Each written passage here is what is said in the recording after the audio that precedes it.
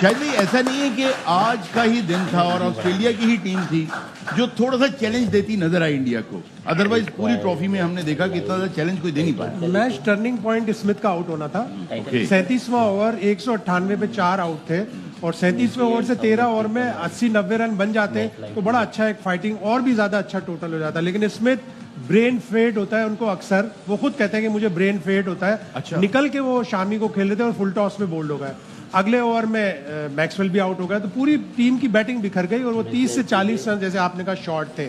फिर उनकी सिलेक्शन, आप पिच्चू प्लेयर आप खिलाते हो, कूपर कॉनली बिल्कुल नया लड़का है, तनवीर सांगा बिल्कुल नया लड़का है, आप उसके बजाय अपना फास्ट बॉलर ही खिला लेते, कम से कम फास्ट बॉलर अच्छी बॉलिंग करता, आप कंडीशन पे गए और फिर आपने कूपर कॉनली को नए लड़के को थ्रो किया, डीप एंड में ओपन करवा दिया, उससे बॉलिंग में बैटिंग में ओपन करवा दिया। आपके पास जैक फ्रेजर मिकर्क मौजूद है जो हार्ड हिटिंग बैट्समैन है, ठीक है अभी तक वो वनडे में कुछ नहीं कर सका लेकिन वो ओपनर है। और फिर सबसे, जैसे बासित ने कहा, सबसे बड़ा जो गलती की स्टीव स्मिथ ने, आपका तो बैटिंग स्ट्रांग पॉइंट है, आपको पहले बैटिंग करनी ही नहीं चाहिए। अच्छा नजीब भाई, आपसे मैं ये पूछना चाहूंगा कि आज जैसे हमने देखा कि player of the match Kohli तो है ही, एक तो मैं आपसे ये सवाल करना चाहता हूं कि वो प्रेशर में और ज्यादा निखर के आता है, वो लगता है कि यार फॉर्म में नहीं है आजकल, पाकिस्तान के खिलाफ खेला फॉर्म में आ गया, तो ऐसे ही आज भी जब जरूरत थी तो फुल फॉर्म के साथ खेले। एक तो इसका जवाब, और दूसरा ये कि प्लेयर ऑफ द मैच तो हमें पता वो बन गए, आज सबसे बड़ा मैच का मुजरिम कौन था ये भी आप बताएंगे जी। देखिए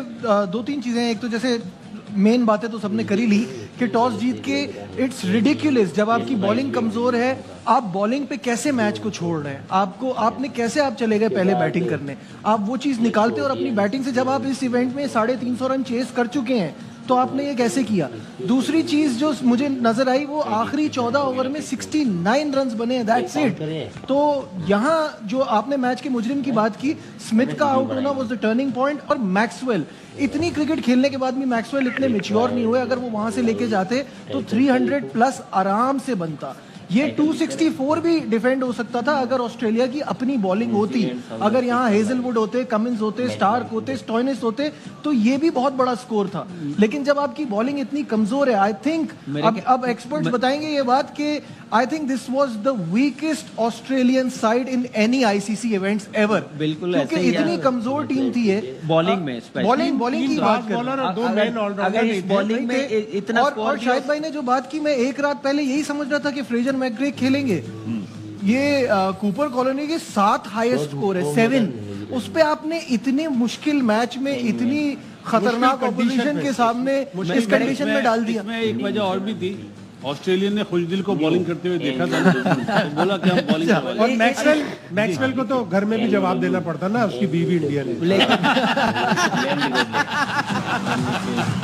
लेकिन नजीब ने जो हरून भाई बात की है ना, इतने टोटल में अगर मिचेल स्टार्क और कमिंग्स होते ना फिर भी बड़ा मुश्किल होना था, रिवर्स स्विंग होनी थी, इतना इजी नहीं होना था। इस जगह पे ये अच्छा खासा स्कोर था, अच्छा खासा था, बॉलिंग होती तो। लेकिन आपकी बातों से ये अंदाजा हो रहा है कप्तानी थोड़ी सी बेहतर होती, फैसले थोड़े से डिफरेंट होते, सिर्फ टॉस का फैसला, टॉस पे अगर सही डिसीजन ले लेते, बैटिंग बॉलिंग कर लेते, पहले बैटिंग पे जिम्मेदारी लेते तो शायद ये डिफरेंट अगेन वो वाली बात कि दोनों ने फील्डिंग बुरी की है, वो गलती की गुंजाइश है उनके पास, आपके पास नहीं है इस कमजोर टीम पे।